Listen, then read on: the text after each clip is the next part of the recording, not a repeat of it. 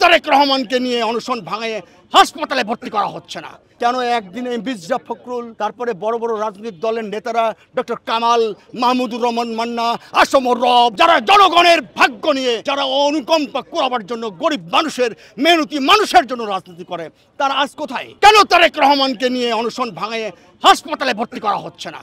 তারা কি?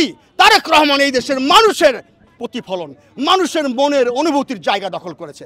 আজকে দেখেন যত মানুষ, শিক্ষক, তারপর ডাক্তার, তারপরে শ্রমিক, ছাত্র, সবাই রাত বেরাত আসছে এবং মিডিয়া বান্ধব সবাই আসছে।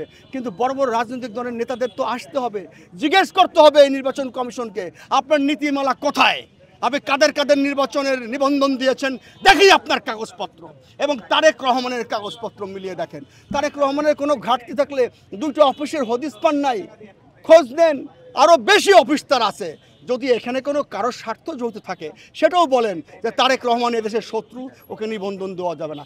কোথায় তারেক রহমান এদেশের শত্রু সেটা প্রমাণ করতে হবে।